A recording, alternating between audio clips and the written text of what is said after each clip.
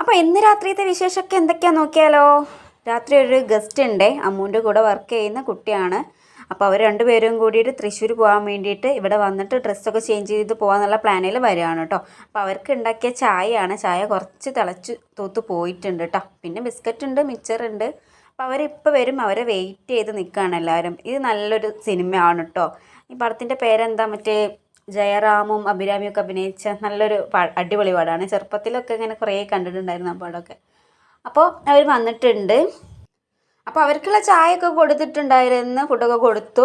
പിന്നെ ആര് പുറത്തുനിന്ന് വന്നാലും നമ്മളെ കത്തിയടിക്ക് ഒരു കുറവുണ്ടാവില്ലല്ലോ, വന്നുകൊണ്ട് സംസാരിച്ചുകൊണ്ടേ ഇരിക്കുകയായിരുന്നു. നമുക്കങ്ങനെ അത്ര ഗസ്റ്റൊന്നും അധികം വരാനില്ല കേട്ടോ. അപ്പോൾ വരുന്ന ഗസ്റ്റിനെ മാക്സിമം മുതലാക്കുക എന്നുള്ളതാണ്. നമ്മൾ ഈ വർക്കൊക്കെ കഴിഞ്ഞിട്ട് രാത്രി വീട്ടിലെത്തി എല്ലാവരും കൂടി കൂടുമ്പോഴുണ്ടാവുന്ന സന്തോഷം അത് പറഞ്ഞറിയിക്കാൻ പറ്റാത്തതാണല്ലേ.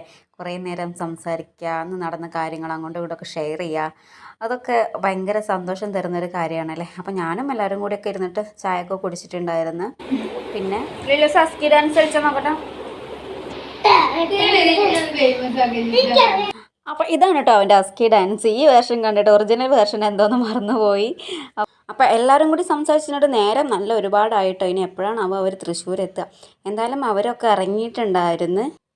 അപ്പോൾ ടി വിയിൽ നല്ല അടിപൊളി ഫിലിം നടന്നുകൊണ്ടിരിക്കുകയായിരുന്നു കേട്ടോ. നമ്മളെ മമ്മൂക്കാൻ്റെ സ്റ്റേറ്റ് അവാർഡ് കിട്ടിയ ബ്രഹ്മയുഗം ഉണ്ടായിരുന്നില്ലേ, അതാണ്. ഞാനത് ഫുള്ള് കണ്ടിട്ടില്ല കേട്ടോ.